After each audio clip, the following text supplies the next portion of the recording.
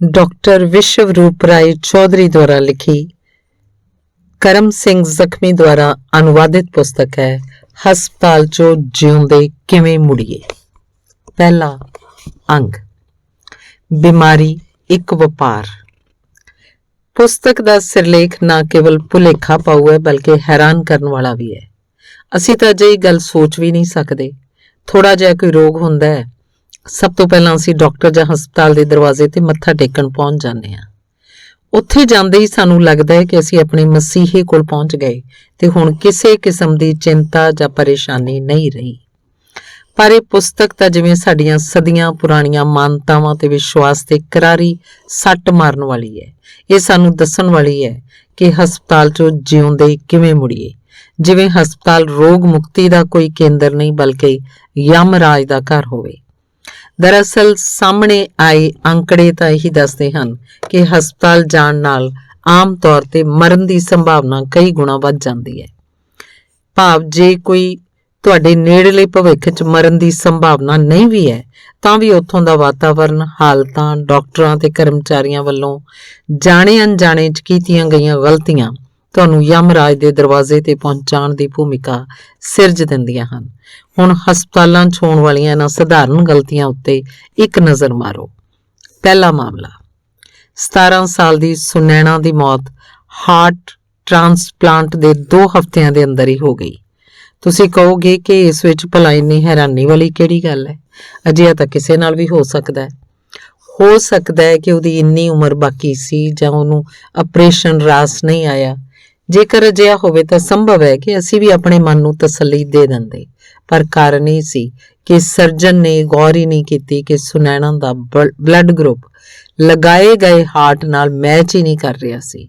Surgeon की एक गलती ने 17 साल की उस मुटियार नूं सदा लई मौत की नींद सुवा दिता।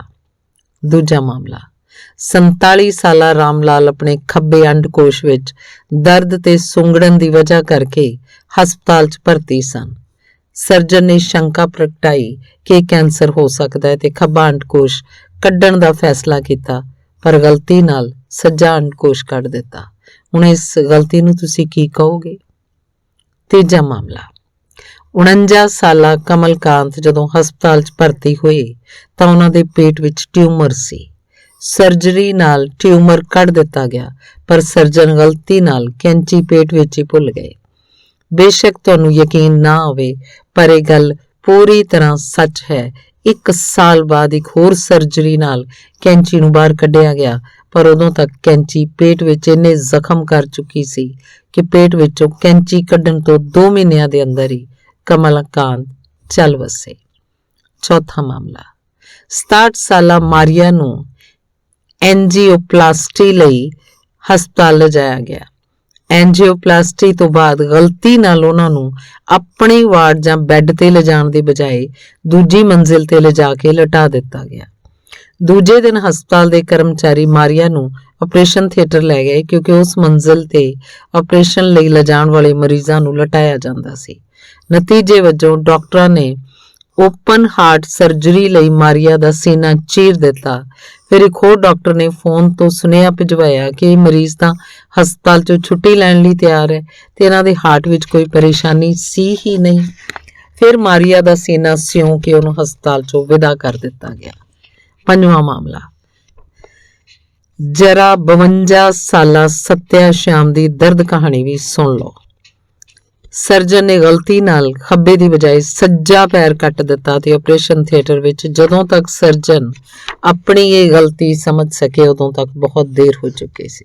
6वां मामला 35 साला प्रथा दे सज्जे गुरदे विच ट्यूमर का पता लग्या। डॉक्टर ने शंका प्रगटाई कि ट्यूमर कैंसर हो सकता है, इसलिए सज्जे गुरदे नूं कड्ढण दा फैसला किया गया, पर ऑपरेशन के दौरान गलती नाल खब्बा गुरदा कढ़ दिता गया।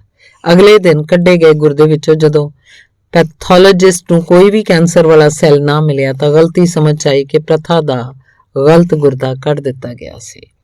7वां मामला 73 साला श्रीमन नूं पेट दर्द करके हस्पताल च भर्ती करवाया गया। 4 दिनों तक जांच पड़ताल के बाद भी जब डॉक्टर किसी नतीजे ते ना पहुंच सके तो खोजबीन सर्जरी का फैसला लिया गया। ਆਪਰੇਸ਼ਨ ਤੋਂ ਪਹਿਲਾਂ ਬੇਹੋਸ਼ੀ ਲਈ ਐਨਸਥੀਜ਼ੀਆ ਦਿੱਤਾ ਗਿਆ, ਪਰ ਐਨਸਥੀਜ਼ੀਆ ਨੇ ਪੂਰੀ ਤਰ੍ਹਾਂ ਨਾਲ ਆਪਣਾ ਪ੍ਰਭਾਵ ਨਹੀਂ ਦਿਖਾਇਆ। ਨਤੀਜੇ ਵਜੋਂ ਸ਼੍ਰੀਮਾਨ ਇੱਕ ਅਜਿਹੀ ਸਥਿਤੀ 'ਚ ਚਲੇ ਗਏ ਕਿ ਉਹ ਨਾ ਤਾਂ ਪੂਰੀ ਤਰ੍ਹਾਂ ਹੋਸ਼ 'ਚ ਰਹੇ, ਨਾ ਹੀ ਬੇਹੋਸ਼ੀ ਵਿੱਚ। ਇਹ ਇੱਕ ਅਜਿਹੀ ਸਥਿਤੀ ਸੀ ਜਦੋਂ ਰੋਗੀ ਸਰਜਰੀ ਦਾ ਦਰਦ ਮਹਿਸੂਸ ਤਾਂ ਕਰ ਸਕਦਾ ਹੈ, ਪਰ ਹੱਥ ਪੈਰ ਹਿਲਾ ਕੇ ਜਾਂ ਡਾਕਟਰ ਨੂੰ ਬੋਲ ਕੇ ਨਹੀਂ ਦੱਸ ਸਕਦਾ। ਕਿਹਾ ਜਾਂਦਾ ਹੈ ਕਿ ਇਹ ਦਰਦ ਮੌਤ ਦੇ ਦਰਦ ਤੋਂ ਵੀ ਜ਼ਿਆਦਾ ਦਰਦਨਾਕ ਹੁੰਦਾ ਹੈ। ਸ਼ਾਇਦ ਇਹੀ ਕਾਰਨ ਰਿਹਾ ਕਿ ਸਰਜਰੀ ਦੇ 1 ਹਫ਼ਤੇ ਦੇ ਅੰਦਰ ਸ਼੍ਰੀਮਾਨ ਨੇ ਖੁਦਕੁਸ਼ੀ ਕਰ ਲਈ।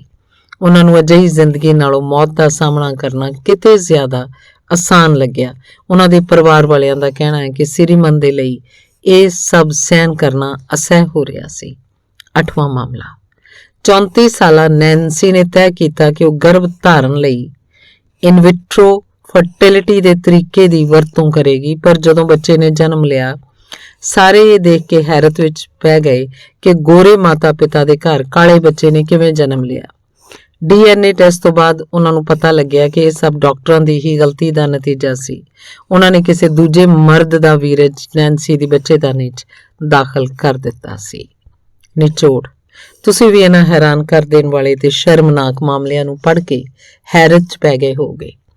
ਦੂਜਾ ਹੈਰਾਨ ਕਰ ਦੇਣ ਵਾਲਾ ਤੱਥ ਇਹ ਹੈ ਕਿ ਸਭ ਤਾਂ ਭਾਰਤ ਸਮੇਤ ਦੁਨੀਆ ਭਰ ਦੇ ਸਾਰੇ ਹਸਪਤਾਲਾਂ ਦੇ ਲਈ ਆਮ ਗੱਲਾਂ ਹਨ।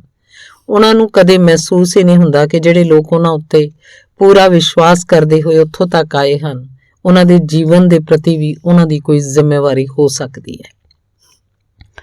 ਅਸੀਂ ਤੁਹਾਨੂੰ ਜਰਨਲ ਆਫ ਹੈਲਥ ਅਫੇਅਰਸ ਦੇ ਹਵਾਲੇ ਨਾਲ ਦੱਸ ਰਹੇ ਹਾਂ ਕਿ ਵੱਖ-ਵੱਖ ਦੇਸ਼ਾਂ ਦੇ ਹਸਪਤਾਲਾਂ 'ਚ ਇਸ ਤਰ੍ਹਾਂ ਦੀਆਂ ਹੋਣ ਵਾਲੀਆਂ ਗਲਤੀਆਂ ਦਾ ਕੀ ਪ੍ਰਤੀਸ਼ਤ ਹੈ।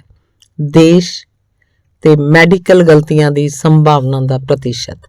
Britain 18%, Australia 23%, New Zealand 23%, Canada 25%, USA 28%। ਹੁਣ ਤੁਸੀਂ ਜਾਣਨਾ ਚਾਹੋਗੇ ਕਿ ਭਾਰਤ ਵਿੱਚ ਕਿੰਨੇ ਪ੍ਰਤੀਸ਼ਤ ਸਰਜਰੀ 'ਚ ਇਸ ਤਰ੍ਹਾਂ ਦੀਆਂ ਇਲਾਜ ਸੰਬੰਧੀ ਗਲਤੀਆਂ ਹੁੰਦੀਆਂ ਹਨ।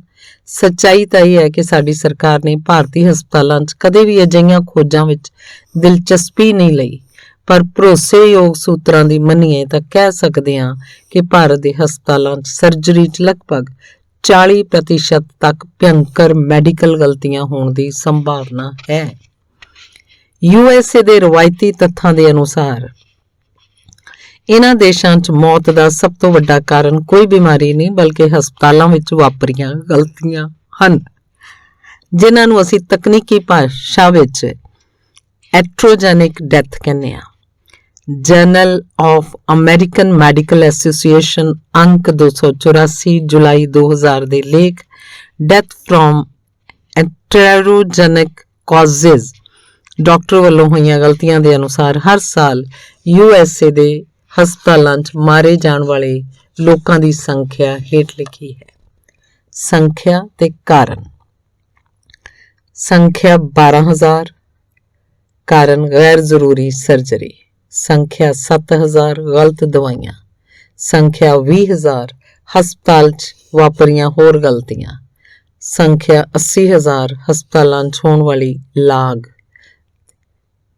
ਸੰਖਿਆ 1,06,000 ਸਹੀ ਦਵਾਈਆਂ ਦੇ ਦੁਰਪ੍ਰਭਾਵ।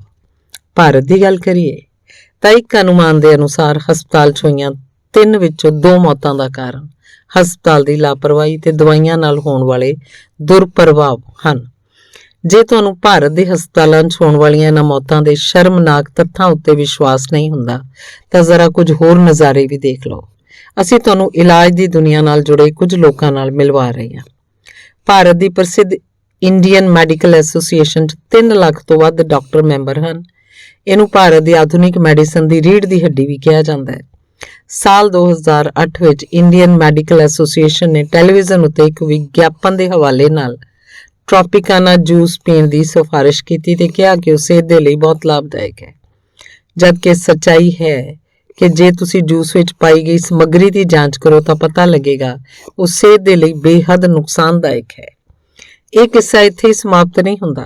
ਜ਼ਰਾ ਸਾਡੇ ਨਾਲ ਜੁੜੇ ਕੁਝ ਵੱਡੇ ਤੇ ਨਿੱਜੀ ਹਸਪਤਾਲਾਂ ਦੇ ਰਸੋਈ ਘਰਾਂ 'ਚ ਦੇਖੋ ਤਾਂ ਪਤਾ ਲੱਗੇਗਾ ਮਰੀਜ਼ਾਂ ਨੂੰ ਫਲਾਂ ਦੇ ਜੂਸ ਦੇ ਨਾਂ ਤੇ ਲਿਫਾਫਾ ਬੰਦ ਤੇ ਕੈਮੀਕਲ ਵਾਲੇ ਜੂਸ ਦਿੱਤੇ ਜਾ ਰਹੇ ਹਨ, ਜੋ ਕਿ ਰੋਗੀਆਂ ਦੀ ਨਾਜ਼ੁਕ ਰੋਗ ਪ੍ਰਤੀਰੋਧਕ ਪ੍ਰਣਾਲੀ 'ਚ ਜ਼ਹਿਰ ਦਾ ਕੰਮ ਕਰਦੇ ਹਨ। ਬੇਸ਼ੱਕ ਫਲਾਂ ਦਾ ਜੂਸ ਸਿਹਤ ਲਈ ਚੰਗਾ ਹੁੰਦਾ ਹੈ, ਪਰ ਲਿਫਾਫਾ ਬੰਦ ਤੇ ਪ੍ਰੋਸੈਸਡ ਜੂਸ ਸਿਹਤ ਦੇ ਖਰਾਬ ਹੋਣ ਦਾ ਕਾਰਨ ਬਣ ਜਾਂਦੇ ਹਨ। ਉਸੇ ਤਰ੍ਹਾਂ ਮਾਈਕ੍ਰੋਵੇਵ ਨਾਲ ਤਿਆਰ ਕੀਤਾ ਗਿਆ ਭੋਜਨ ਡਾਇਬਟੀਜ਼, ਕੋਲੈਸਟਰੋਲ, ਹਾਰਟ ਡਿਜ਼ੀਜ਼ ਤੇ ਕੈਂਸਰ ਵਰਗੇ ਜਾਨਲੇਵਾ ਰੋਗਾਂ ਦਾ ਕਾਰਨ ਬਣ ਜਾਂਦਾ ਹੈ। ਮਾਈਕ੍ਰੋਵੇਵ ਭੋਜਨ ਦੀ ਨਮੀ ਜਾਂ ਮੋਲੀਕੂਲਸ ਨੂੰ 1 ਸੈਕਿੰਡ ਵਿੱਚ ਲੱਖਾਂ ਵਾਰ ਵਾਈਬ੍ਰੇਟ ਕਰਦਾ ਹੈ, ਜਿਸ ਨਾਲ ਗਰਮੀ ਪੈਦਾ ਹੁੰਦੀ ਹੈ ਤੇ ਖਾਣਾ ਗਰਮ ਹੋ ਜਾਂਦਾ ਹੈ। ਲੇਕਿਨ ਨਾਲ ਹੀ ਮੋਲੀਕੂਲਸ ਦਾ ਕੈਮੀਕਲ ਸਟਰਕਚਰ ਅਸੁਭਾਵਿਕ ਰੂਪ ਨਾਲ ਬਦਲ ਜਾਂਦਾ ਹੈ, ਜੋ ਕਿ ਸਾਡੇ ਸਰੀਰ ਵਿੱਚ ਜਾ ਕੇ ਜ਼ਹਿਰ ਦੇ ਰੂਪ 'ਚ ਕੰਮ ਕਰਦਾ ਹੈ। ਹੁਣ ਵਿਚਾਰ ਕਰਨ ਵਾਲੀ ਗੱਲ ਇਹ ਹੈ ਕਿ ਅਜਿਹੇ ਖਾਣੇ ਨੂੰ ਸੇਵਨ ਕਰਕੇ ਰੋਗੀ ਬਣਿਆ ਵਿਅਕਤੀ ਜਦੋਂ ਹਸਪਤਾਲ ਪਹੁੰਚਦਾ ਹੈ ਤਾਂ ਉਹਨੂੰ ਉੱਥੇ ਵੀ ਮਾਈਕ੍ਰੋਵੇਵ ਨਾਲ ਤਿਆਰ ਕੀਤਾ ਜਾਂ ਗਰਮ ਕੀਤਾ ਗਿਆ ਭੋਜਨ ਹੀ ਪਰੋਸਿਆ ਜਾਂਦਾ ਹੈ। ਭਾਵ ਇਲਾਜ ਦੇ ਨਾਲ-ਨਾਲ ਰੋਗ ਦੇ ਦੁਬਾਰਾ ਪੈਦਾ ਹੋਣ ਜਾਂ ਬਣੇ ਰਹਿਣ ਦਾ ਕਾਰਨ ਵੀ ਪਰੋਸਿਆ ਜਾ ਰਿਹਾ ਹੈ। ਸੰਭਵ ਹੈ ਕਿ ਸਾਡੇ ਦੇਸ਼ ਦੇ ਡਾਕਟਰ ਵੀ ਆਮ ਆਦਮੀ ਵਾਂਗ ਇਹਨਾਂ ਸਾਰੇ ਕਾਰਨਾਂ ਨੂੰ ਲਗਾਤਾਰ ਅਣਗੌਲਿਆ ਕਰਦੇ ਹਨ। ਇਹੀ ਕਾਰਨ ਹੈ ਕਿ ਖੁਦ ਡਾਕਟਰ ਹੀ ਇੱਕ ਆਮ ਆਦਮੀ ਦੇ ਮੁਕਾਬਲੇ ਵੱਧ ਰੋਗੀ ਮਿਲਦੇ ਹਨ। ਹਾਲ ਹੀ ਵਿੱਚ ਮੇਰੇ ਦਲ ਨੇ ਭਾਰਤ ਦੇ ਸਭ ਤੋਂ ਉੱਤਮ ਤੇ ਚੰਗੇ ਮੰਨੇ ਜਾਣ ਵਾਲੇ 10 ਹਸਪਤਾਲਾਂ ਦੇ ਓਬੈਸਿਟੀ ਮੋਟਾਪਾ ਵਿਭਾਗ ਦੇ ਮੁਖੀਆਂ ਦੀ ਸਿਹਤ ਦਾ ਜਾਇਜ਼ਾ ਲਿਆ ਤੇ ਜਾਣਿਆ ਕਿ 10 ਵਿੱਚੋਂ 9 ਮੁਖੀ ਤਾਂ ਖੁਦ ਹੀ ਮੋਟਾਪੇ ਨਾਲ ਗ੍ਰਸਤ ਹਨ। ਹੁਣ ਤੁਸੀਂ ਸੋਚੋ, ਜੋ ਇਨਸਾਨ ਆਪ ਮੋਟਾਪੇ ਦੀ ਮਾਰ ਝੱਲ ਰਿਹਾ ਹੈ, ਉਹ ਭਲਾ ਕਿਸੇ ਦੂਜੇ ਨੂੰ ਪਤਲਾ ਹੋਣ ਦੀ ਕੀ ਸਲਾਹ ਦੇਵੇਗਾ? ਜੇ ਭਾਰਤ ਦਾ ਸਭ ਤੋਂ ਵੱਡਾ ਸ਼ੂਗਰ ਦਾ ਡਾਕਟਰ ਖੁਦ ਹੀ ਸ਼ੂਗਰ ਦਾ ਰੋਗੀ ਹੋਵੇ ਤਾਂ ਉਹ ਆਪਣੇ ਰੋਗੀਆਂ ਦਾ ਇਲਾਜ ਕੀ ਸੁਆਹ ਕਰੇਗਾ? ਤੁਸੀਂ ਕਿਸੇ ਵੀ ਵੱਡੇ ਨਿੱਜੀ ਹਸਪਤਾਲ 'ਚ ਜਾਓ, ਹਸਪਤਾਲ ਦੇ ਅੰਦਰ ਹੀ ਫਾਸਟ ਫੂਡ ਦੇ ਰੈਸਟੋਰੈਂਟ ਮਿਲ ਜਾਣਗੇ। ਹਾਲਾਂਕਿ ਸਿੱਧ ਹੋ ਚੁੱਕਿਆ ਹੈ ਕਿ ਵਰਤਮਾਨ ਜੀਵਨ ਸ਼ੈਲੀ ਨਾਲ ਜੁੜੇ ਬਹੁਤੇ ਰੋਗਾਂ ਦਾ ਮੁੱਖ ਕਾਰਨ ਫਾਸਟ ਫੂਡ ਹੀ ਹੁੰਦਾ ਹੈ। ਇਸ 'ਚ ਕੋਈ ਸ਼ੱਕ ਨਹੀਂ ਕਿ ਨਿੱਜੀ ਹਸਪਤਾਲਾਂ 'ਚ ਬਿਮਾਰੀ ਦੇ ਨਾਮ ਤੇ ਪੈਸਾ ਕਮਾਉਣ ਦਾ ਅਜਿਹਾ ਕਾਰੋਬਾਰ ਸ਼ੁਰੂ ਹੋ ਚੁੱਕਿਆ ਹੈ, ਜਿਸ ਦੀਆਂ ਤੇਜ਼ੀ ਨਾਲ ਵਧਣ ਦੀਆਂ ਸੰਭਾਵਨਾਵਾਂ 100% ਤੋਂ ਵੀ ਵੱਧ ਹਨ। ਇਸ ਪ੍ਰਚਲਿਤ ਮੁਹਾਵਰੇ ਵੱਲ ਧਿਆਨ ਦਿਓ। ਅੱਜ ਇਨਸਾਨ ਆਪਣੇ 50 ਸਾਲ ਦੀ ਬੱਚਤ ਨੂੰ ਜੀਵਨ ਦੇ ਆਖਰੀ 50 ਦਿਨਾਂ 'ਚ ਹੀ ਖੁਦ ਨੂੰ ਮੌਤ ਤੋਂ ਬਚਾਉਣ ਲਈ ਖਰਚ ਕਰ ਦਿੰਦਾ ਹੈ। ਨਿਰਸੰਦੇਹ ਹਸਪਤਾਲ ਦਾ ਵਪਾਰ ਇੱਕ ਉੱਨਤ ਵਪਾਰ ਬਣ ਗਿਆ ਹੈ। ਯਾਦ ਰੱਖੋ, ਤੁਹਾਡੇ ਬਿਮਾਰ ਹੋਣ, ਬਿਮਾਰ ਰਹਿਣ ਤੇ ਉਸ ਬਿਮਾਰੀ ਦੇ ਲੰਮੇ ਸਮੇਂ ਤੱਕ ਚੱਲਦੇ ਰਹਿਣ ਨਾਲ ਹੀ ਹਸਪਤਾਲਾਂ ਤੇ ਕੁਝ ਕੰਪਨੀਆਂ ਦਾ ਫਾਇਦਾ ਹੈ। ਸੰਭਵ ਹੈ ਕਿ ਇਸੇ ਕਾਰਨ ਕਰਕੇ ਬ੍ਰਿਟਾਨੀਆ ਵਰਗੀ ਕੰਪਨੀ ਵੀ ਡਾਇਬਟੀਜ਼ ਦੇ ਰੋਗੀਆਂ ਲਈ ਬਣਾਏ ਗਏ ਆਪਣੇ ਖਾਸ ਬਿਸਕਿਟ ਦੇ ਇਸ਼ਤਿਹਾਰ 'ਚ ਲਿਖਦੀ ਹੈ, let's B friends with diabetes. ਭਲਾ ਸੋਚੋ, ਕਿਹੜਾ ਮੂਰਖ ਇਸ ਬਿਮਾਰੀ ਨਾਲ ਦੋਸਤੀ ਕਰਨਾ ਚਾਹੇਗਾ? ਤੁਹਾਨੂੰ ਰੋਗਾਂ ਦੇ ਨਾਲ ਜਿਉਂਦਾ ਰੱਖਣ ਨਾਲ ਹੀ ਦਵਾਈ ਕੰਪਨੀਆਂ ਤੇ ਹਸਪਤਾਲਾਂ ਨੂੰ ਲਾਭ ਹੋਏਗਾ। ਉਹ ਸਭ ਮਿਲ ਕੇ ਛੜਯੰਤਰ ਰਚ ਰਹੇ ਹਨ ਕਿ ਤੁਸੀਂ ਸਾਰੇ ਸਭ ਕੁਝ ਜਾਣ ਕੇ ਵੀ ਅਣਜਾਣ ਬਣੇ ਬੈਠੇ ਹੋ। ਇਹ ਮਨੁੱਖ ਜਾਤੀ ਦੀ ਹੀ ਬਦਕਿਸਮਤੀ ਹੈ ਕਿ ਕੇਵਲ ਮਨੁੱਖ ਹੀ ਰੋਗਾਂ ਨਾਲ ਮਰਦਾ ਹੈ। ਕਿ ਕਦੇ ਤੁਸੀਂ ਸੁਣਿਆ ਬਿੱਲੀ ਹਾਰਟ ਅਟੈਕ ਨਾਲ ਮਰ ਗਈ ਜਾਂ ਕਿਸੇ ਕੁੱਤੇ ਨੂੰ ਹਾਈ ਬਲੱਡ ਪ੍ਰੈਸ਼ਰ ਹੋ ਗਿਆ? ਮਰਕ, ਗਲੈਕਸੋ, ਸਮਿਥਕਲਾਈਨ, ਫਾਈਜ਼ਰ ਸਮੇਤ ਦੁਨੀਆ ਦੀਆਂ 10 ਦਵਾਈ ਕੰਪਨੀਆਂ ਵਿੱਚੋਂ ਆਏ ਦਿਨ ਕਿਸੇ ਨਾ ਕਿਸੇ ਮੈਡੀਕਲ ਘੁਟਾਲੇ ਦਾ ਸਾਹਮਣੇ ਆਉਣਾ ਇਸ ਗੱਲ ਦਾ ਸਬੂਤ ਹੈ ਕਿ ਅਸੀਂ ਸਾਰੇ ਕਿਸੇ ਨਾ ਕਿਸੇ ਡੂੰਘੇ ਜਾਨਲੇਵਾ ਖਤਰੇ 'ਚ ਘਿਰਦੇ ਜਾ ਰਹੇ ਹਾਂ ਤੇ ਬਚਾਅ ਦਾ ਕੋਈ ਉਪਾਅ ਸਾਹਮਣੇ ਨਹੀਂ ਹੈ। ਰਵਾਇਤੀ ਡਾਕਟਰ ਬਿਮਾਰੀ ਬਾਰੇ ਗੱਲ ਕਰਦੇ ਹਨ ਤੇ ਕੁਦਰਤੀ ਡਾਕਟਰ ਸਿਹਤ ਬਾਰੇ। ਮਹਾਤਮਾ ਗਾਂਧੀ। ਅਗਲਾ ਲੇਖ ਹੈ ਬਿਮਾਰੀਆਂ ਦਾ ਗਣਿਤ। ਅਸੀਂ ਤੁਹਾਨੂੰ 1975 ਦੀ ਉਸ ਜ਼ਮਾਨੇ 'ਚ ਲੈ ਚੱਲਦੇ ਹਾਂ ਜਿੱਥੇ ਅਸੀਂ ਦੁਨੀਆ ਦੀਆਂ 10 ਵੱਡੀਆਂ ਕੰਪਨੀਆਂ ਵਿੱਚੋਂ ਦੂਜੀ ਵੱਡੀ ਕੰਪਨੀ ਮਰਕ ਦੀ ਗੱਲ ਕਰਾਂਗੇ। ਉਸ ਕੰਪਨੀ ਦੇ CEO ਦਾ ਨਾਂ ਸੀ ਹੈਨਰੀ ਗਾਡਸਨ। ਉਹਨਾਂ ਦਾ ਕਹਿਣਾ ਸੀ ਕਿ ਉਹਨਾਂ ਦੇ ਮਨ 'ਚ ਇੱਕ ਹੀ ਦੁੱਖ ਹੈ ਕਿ ਦੁਨੀਆ 'ਚ ਕੇਵਲ ਰੋਗੀ ਹੀ ਉਹਨਾਂ ਦੀ ਕੰਪਨੀ ਵੱਲੋਂ ਬਣਾਏ ਗਏ ਉਤਪਾਦ ਦਾ ਸੇਵਨ ਕਰਦੇ ਹਨ। ਉਸ ਦਿਨ ਦਾ ਸੁਪਨਾ ਵੇਖ ਰਹੇ ਸਨ ਜਦੋਂ ਦੁਨੀਆ ਦੇ ਤੰਦਰੁਸਤ ਲੋਕਾਂ ਨੂੰ ਵੀ ਆਪਣੇ ਉਤਪਾਦ ਵੇਚ ਸਕਣਗੇ।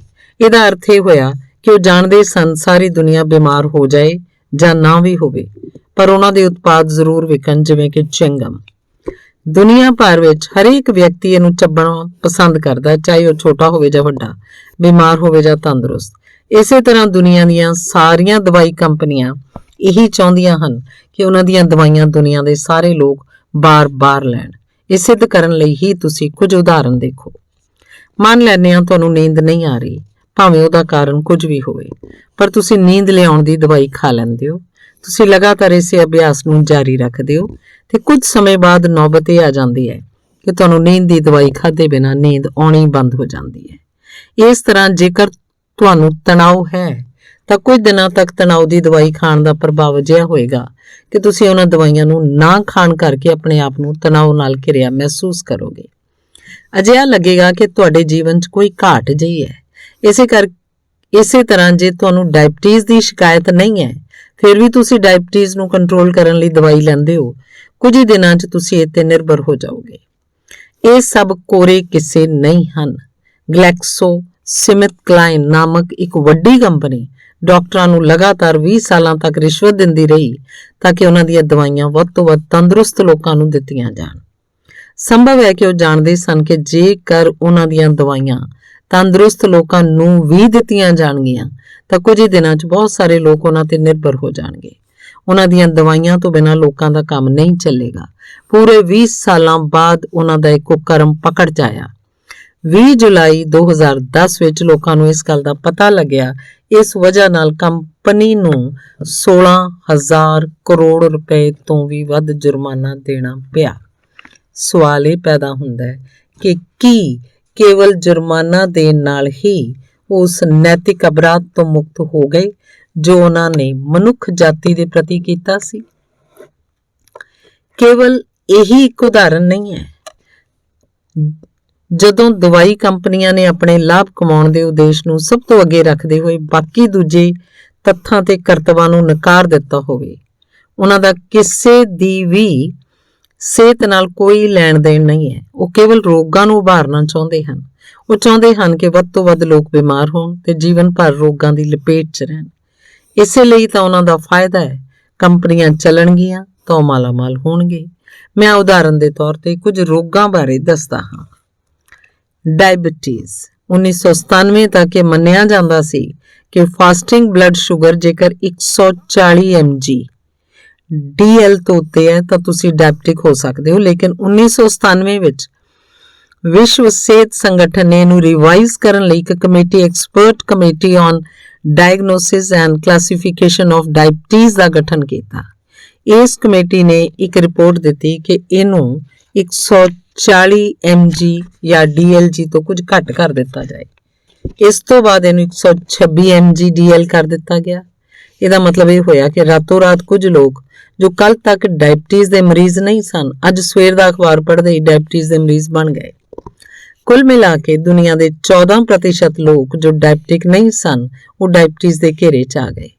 ਵਿਚਾਰਨਯੋਗ ਹੈ ਕਿ ਵਿਸ਼ਵ ਸਿਹਤ ਸੰਗਠਨ ਨੇ 17 ਲੋਕਾਂ ਦੀ ਜੋ ਐਕਸਪਰਟ ਕਮੇਟੀ ਬਣਾਈ ਸੀ, ਉਹਨਾਂ ਵਿੱਚੋਂ 16 ਵਿਅਕਤੀ ਦਵਾਈਆਂ ਬਣਾਉਣ ਵਾਲੀਆਂ ਕੰਪਨੀਆਂ ਦੇ ਏਜੰਟ, ਸਲਾਹਕਾਰ ਜਾਂ ਬੁਲਾਰੇ ਸਨ ਤੇ ਉਹਨਾਂ ਵਿੱਚੋਂ ਕਈ ਤਾਂ ਉਹਨਾਂ ਦੇ ਵਿਗਿਆਨਕ ਵੀ ਸਨ ਜਿਨ੍ਹਾਂ ਨੂੰ ਬਾਕਾਇਦਾ ਕੰਪਨੀ ਵੱਲੋਂ ਮਿਹਨਤਾਨਾ ਵੀ ਦਿੱਤਾ ਜਾਂਦਾ ਸੀ। ਉਹਨਾਂ ਕੰਪਨੀਆਂ ਦੇ ਨਾਂ ਹੇਠ ਲਿਖੇ ਹਨ: ਏਵੈਂਟਿਸ ਫਾਰਮਾਸਿਊਟੀਕਲਸ, ਬ੍ਰਿਸਟਲ ਮਾਇਰਸ, ਸਕਿਬ, ਏਲੀ ਲਿਲੀ, ਗਲੈਕਸੋ ਸਮਿਥ ਕਲਾਈਨ, ਨੋਵਾਰਟਸ, ਮਰਕ ਤੇ ਫਾਈਜ਼ਰ। ਇਹ ਗੱਲ ਤਾਂ ਰਹੀ ਡਾਇਬਟੀਜ਼ ਦੀ। ਹੁਣ ਸੋਚਿਆ ਗਿਆ ਹੈ ਕਿ ਜਿਨ੍ਹਾਂ ਦਾ ਫਾਸਟਿੰਗ ਸ਼ੂਗਰ 126 mg ਜਾਂ DL ਤੋਂ ਘੱਟ ਹੈ, ਉਹਨਾਂ ਨੂੰ ਕਿਵੇਂ ਇਹਦੇ ਘੇਰੇ 'ਚ ਲਿਆਂਦਾ ਜਾਏ। ਫਿਰ ਇੱਕ ਨਵਾਂ ਹੀ ਟਰਮ ਜਾਰੀ ਕੀਤਾ ਗਿਆ ਜਿਸ ਦਾ ਨਾਮ ਦਿੱਤਾ ਗਿਆ ਪ੍ਰੀ ਡਾਇਬਟਿਕ। ਮਤਲਬ ਕਿ ਡਾਇਬਟੀਜ਼ ਤੋਂ ਪਹਿਲਾਂ ਪੜਾਅ ਤੇ ਕਿਹਾ ਗਿਆ ਕਿ ਡਾਇਬਟੀਜ਼ ਤੋਂ ਪਹਿਲਾਂ ਫਾਸਟਿੰਗ ਬਲੱਡ ਸ਼ੂਗਰ ਜੇਕਰ 126 mg ਜਾਂ DL ਤੋਂ ਘੱਟ ਹੈ ਤਾਂ ਉਹਨੂੰ ਪ੍ਰੀ ਡਾਇਬਟਿਕ ਕਹਾਂਗੇ। ਮਤਲਬ ਕਿ ਹੁਣ ਕੁਝ ਹੋਰ ਲੋਕ ਇਸ ਘੇਰੇ 'ਚ ਆ ਗਏ। ਮਤਲਬ ਹੈ ਕਿ ਕੱਲ ਤੱਕ ਜੋ ਲੋਕ ਡਾਇਬਟਿਕ ਨਹੀਂ ਸੀ ਉਹ ਪ੍ਰੀ ਡਾਇਬਟਿਕ ਟਰਮ ਦੇ ਹਿਸਾਬ ਨਾਲ ਡਾਇਬਟਿਕ ਹੋ ਗਏ। ਹਾਈਪਰਟੈਂਸ਼ਨ ਅਜਿਹਾ ਕੁਝ ਹੀ ਹਾਈਪਰਟੈਂਸ਼ਨ ਨਾਲ ਵੀ ਹੋਇਆ। 1997 ਵਿੱਚ ਹੀ ਵਿਸ਼ਵ ਸਿਹਤ ਸੰਗਠਨ ਨੇ ਇੱਕ ਪੈਨਲ ਬਿਠਾਇਆ ਜਿਹਦੇ ਮੁਖੀ ਡਾਕਟਰ ਅਲਬਰਟੋ ਜੈਂਚੇਟੀ ਸਨ, ਜਿਨ੍ਹਾਂ ਦੀ ਮਦਦ ਨਾਲ 11 ਵਿਅਕਤੀਆਂ ਦੀ ਕਮੇਟੀ ਦਾ ਗਠਨ ਕੀਤਾ ਗਿਆ ਜਿਸ ਦਾ ਕੰਮ ਸੀ 1997 ਤੱਕ ਸਿਸਟੋਲਿਕ ਹਾਈਪਰਟੈਂਸ਼ਨ ਦੀ ਸੀਮਾ ਨੂੰ 160 mLHg ਤੋਂ ਘਟਾ ਕੇ 140 mg ਜਾਂ DL ਕਰ ਦਿੱਤਾ ਜਾਵੇ ਤੇ ਡਾਇਸਟੋਲਿਕ ਹਾਈਪਰਟੈਂਸ਼ਨ ਜੋ 100 mLHg ਸੀ ਨੂੰ ਉਹਨੂੰ 90 ml HG ਕਰ ਦਿੱਤਾ ਜਾਏ। ਮਤਲਬ ਰਾਤੋਂ ਰਾਤ 35% ਲੋਕ ਜੋ ਕੱਲ ਤੱਕ ਹਾਈਪਰਟੈਂਸ਼ਨ ਦੇ ਸ਼ਿਕਾਰ ਨਹੀਂ ਸਨ, ਅੱਜ ਅਚਾਨਕ ਹਾਈਪਰਟੈਂਸ਼ਨ ਦੇ ਮਰੀਜ਼ ਬਣ ਗਏ। ਇਸ ਕਾਰਜ ਨੂੰ ਸਿਰੇ ਚਾੜਨ ਵਾਲੇ ਉਹਨਾਂ 11 ਵਿਅਕਤੀਆਂ ਬਾਰੇ ਪਤਾ ਕੀਤਾ ਗਿਆ। ਜਾਣਕਾਰੀ ਮਿਲੀ ਕਿ ਉਹਨਾਂ ਚੋਂ 9 ਵਿਅਕਤੀ ਜਾਂ ਤਾਂ ਹਾਈਪਰਟੈਂਸ਼ਨ ਦੀ ਦਵਾਈ ਬਣਾਉਣ ਵਾਲੀ ਕੰਪਨੀ ਦੇ ਬੁਲਾਰੇ, ਸਲਾਹਕਾਰ ਜਾਂ ਵਿਗਿਆਨਕ ਹਨ, ਜਾਂ ਕਿਸੇ ਨਾ ਕਿਸੇ ਰੂਪ ਵਿੱਚ ਇਸ ਨਾਲ ਜੁੜੇ ਹਨ। ਇਹ report the general of American association ਵੱਲੋਂ ਜਾਰੀ ਕੀਤੀ ਗਈ। ਅਗਲੇ ਪੰਨੇ ਉੱਤੇ ਦਿੱਤੇ ਗਏ ਟੇਬਲ ਉੱਤੇ ਗੌਰ ਕਰੋ। ਹੁਣ ਸਵਾਲ ਇਹ ਪੈਦਾ ਹੋਇਆ ਕਿ ਜਿਨ੍ਹਾਂ ਦਾ ਬਲੱਡ ਪ੍ਰੈਸ਼ਰ 140 mLHg ਤੋਂ ਘੱਟ ਹੈ, ਉਹਨਾਂ ਨੂੰ ਘੇਰੇ 'ਚ ਕਿਵੇਂ ਲਈਏ? ਉਸੇ ਕਮੇਟੀ ਨੇ ਇੱਕ ਨਵੇਂ ਟਰਮ ਨੂੰ ਇਹ ਨਾਂ ਦਿੱਤਾ, ਪ੍ਰੀ ਹਾਈਪਰਟੈਂਸ਼ਨ। ਇਹ ਤੈਅ ਕੀਤਾ ਗਿਆ ਕਿ ਜਿਨ੍ਹਾਂ ਦਾ ਸਿਸਟੋਲਿਕ ਬਲੱਡ ਪ੍ਰੈਸ਼ਰ 120 mLHg ਤੋਂ ਉੱਤੇ ਹੈ ਤੇ ਡਾਇਸਟੋਲਿਕ ਬਲੱਡ ਪ੍ਰੈਸ਼ਰ 80 mLHg ਤੋਂ ਉੱਤੇ ਹੈ, ਉਹਨਾਂ ਨੂੰ ਪ੍ਰੀ ਹਾਈਪਰਟੈਂਸ਼ਨ ਕਹਿ ਦੇਵਾਂਗੇ। ਅਜਿਹਾ ਹੋਣ ਤੋਂ ਬਾਅਦ ਸੀਏਟਲ ਟਾਈਮਸ ਅਖਬਾਰ ਦੇ ਅਨੁਸਾਰ ਦੁਨੀਆ ਦੀ ਅੱਧੀ ਤੋਂ ਵੱਧ ਜਨਸੰਖਿਆ ਜਾਂ ਤਾਂ ਹਾਈਪਰਟੈਂਸ਼ਨ ਦਾ ਸ਼ਿਕਾਰ ਹੋ ਗਈ ਜਾਂ ਫਿਰ ਪ੍ਰੀ ਹਾਈਪਰਟੈਂਸ਼ਨ ਦੇ ਘੇਰੇ 'ਚ ਆ ਗਈ। ਠੀਕ ਇਸੇ ਤਰ੍ਹਾਂ ਹੁਣ ਅਸੀਂ ਕੋਲੇਸਟ੍ਰੋਲ ਦੀ ਗੱਲ ਕਰਦੇ ਹਾਂ। 1998 ਤੱਕ ਕੋਲੇਸਟ੍ਰੋਲ 240 HG ਜਾਂ DL ਤੋਂ ਉੱਤੇ ਚਲੇ ਜਾਣ ਨਾਲ ਹਾਈ ਕੋਲੇਸਟ੍ਰੋਲ ਮੰਨਿਆ ਜਾਂਦਾ ਸੀ, ਲੇਕਿਨ 1998 ਵਿੱਚ ਵਿਸ਼ਵ ਸਿਹਤ ਸੰਗਠਨ ਨੇ ਟੈਕਸਾਸ ਕੋਰੋਨਰੀ ਐਥੀਰੋਸਕਲੇਰੋਸਿਸ ਸਟੱਡੀ ਨਾਮਕ ਇੱਕ ਪੈਨਲ ਬਣਾਇਆ। ਇਸ ਪੈਨਲ ਦਾ ਕੰਮ ਸੀ ਕੋਲੇਸਟ੍ਰੋਲ ਲੈਵਲ ਦੇ ਮਾਪਦੰਡਾਂ ਨੂੰ ਨਵੇਂ ਸਿਰੇ ਤੋਂ ਪੇਸ਼ ਕਰਨਾ। ਇਸੇ ਸਾਲ 1998 ਵਿੱਚ ਕੋਲੇਸਟ੍ਰੋਲ ਲੈਵਲ ਦੇ ਮਾਪਦੰਡ ਨੂੰ 240 mg ਜਾਂ DL ਕਰ ਦਿੱਤਾ ਗਿਆ। ਇਹ ਐਲਾਨ ਕਰ ਦਿੱਤਾ ਗਿਆ ਕਿ ਜਿਨ੍ਹਾਂ ਲੋਕਾਂ ਦਾ ਕੋਲੇਸਟ੍ਰੋਲ ਲੈਵਲ 200 mg ਜਾਂ DL ਤੋਂ ਉੱਤੇ ਹੈ, ਉਹ ਹਾਈ ਕੋਲੇਸਟ੍ਰੋਲ ਦਾ ਸ਼ਿਕਾਰ ਮੰਨੇ ਜਾਣਗੇ। 56% ਲੋਕ ਜੋ ਹੁਣ ਤੱਕ ਤੰਦਰੁਸਤ ਸਨ, ਮਾਪਦੰਡ ਬਦਲਦੇ ਰਾਤੋਂ ਰਾਤ ਹਾਈ ਕੋਲੇਸਟ੍ਰੋਲ ਤੋਂ ਪੀੜਤ ਹੋ ਗਏ। ਆਸਟੀਓਪਰੋਸਿਸ। ਇਸੇ ਤਰ੍ਹਾਂ ਆਸਟੀਓਪਰੋਸਿਸ ਦਾ ਮਾਮਲਾ ਹੈ। 2003 ਚ ਵਿਸ਼ਵ ਸਿਹਤ ਸੰਗਠਨ ਦੇ ਨਵਾਂ ਪੈਨਲ ਨੈਸ਼ਨਲ ਆਸਟੀਓਪਰੋਸਿਸ ਫਾਊਂਡੇਸ਼ਨ ਬਿਠਾਇਆ। ਇਸ ਪੈਨਲ ਨੂੰ ਵੀ ਆਸਟੀਓਪਰੋਸਿਸ ਬਾਰੇ ਫਿਰ ਤੋਂ ਵਿਚਾਰ ਵਟਾਂਦਰਾ ਕਰਨ ਲਈ ਕਿਹਾ ਗਿਆ। 2003 ਤੋਂ ਪਹਿਲਾਂ 2.5 ਤੋਂ ਘੱਟ ਟੀ ਸਕੋਰ ਵਾਲੇ ਨੂੰ ਆਸਟੀਓਪਰੋਸਿਸ ਦਾ ਮਰੀਜ਼ ਕਿਹਾ ਜਾਂਦਾ ਸੀ, ਲੇਕਿਨ 2003 ਵਿੱਚ ਇਸ ਪੈਨਲ ਨੇ ਟੀ ਸਕੋਰ ਦਾ ਲੈਵਲ 2.5 ਤੋਂ ਘਟਾ ਕੇ 2.0 ਕਰ ਦਿੱਤਾ, ਜਿਸ ਨਾਲ ਲਗਭਗ ਹੋਰ 85% ਲੋਕ ਵੀ ਆਸਟੀਓਪਰੋਸਿਸ ਦੇ ਘੇਰੇ ਵਿੱਚ ਆ ਗਏ। ਇਸ ਤਰ੍ਹਾਂ ਬਹੁਤੇ ਰੋਗਾਂ ਦੀ ਸੀਮਾ ਰੇਖਾ ਨੂੰ ਘੱਟ ਕਰ ਦਿੱਤਾ ਗਿਆ ਤਾਂ ਕਿ ਵੱਧ ਤੋਂ ਵੱਧ ਲੋਕ ਮਰੀਜ਼ ਬਣ ਜਾਣ ਤੇ ਦੱਸਣ ਦੀ ਜ਼ਰੂਰਤ ਨਹੀਂ ਕਿ ਮਰੀਜ਼ਾਂ ਨਾਲ ਕੇਵਲ ਹਸਪਤਾਲਾਂ, ਫਾਰਮਾਸਿਊਟੀਕਲ ਕੰਪਨੀਆਂ ਤੇ ਉਹਨਾਂ ਨਾਲ ਜੁੜੇ ਲੋਕਾਂ ਨੂੰ ਹੀ ਫਾਇਦਾ ਹੁੰਦਾ ਹੈ। ਹੁਣ ਆਪਾਂ ਜ਼ਰਾ ਸਮਝ ਲਈਏ ਕਿ ਬਿਮਾਰੀਆਂ ਦੇ ਦਿਸ਼ਾ ਨਿਰਦੇਸ਼ ਬਣਦੇ ਕਿਵੇਂ ਹਨ। 1948 ਚ UNO ਨੇ ਵਿਸ਼ਵ ਸਿਹਤ ਸੰਗਠਨ ਦੀ ਸਥਾਪਨਾ ਕੀਤੀ, ਜਿਹਦਾ ਕੰਮ ਸੀ ਦੁਨੀਆ 'ਚ ਸਿਹਤ ਨਾਲ ਸੰਬੰਧਿਤ ਸੰਸਥਾਵਾਂ ਤੇ ਨਿਯਮਾਂ ਨੂੰ ਸਥਾਪਿਤ ਕਰਨਾ, ਉਹਨਾਂ ਨੂੰ ਇੱਕ ਵਧੀਆ ਸਥਿਤੀ ਤੱਕ ਪਹੁੰਚਾਉਣਾ। ਦੁਨੀਆ 'ਚ ਜਿਨ੍ਹਾਂ ਰੋਗਾਂ ਨਾਲ ਬਹੁਤੇ ਲੋਕ ਮਰ ਰਹੇ ਹਨ, ਵਿਸ਼ਵ ਸਿਹਤ ਸੰਗਠਨ ਉਹਨਾਂ ਬਾਰੇ ਖੋਜ ਕਰਦਾ ਹੈ।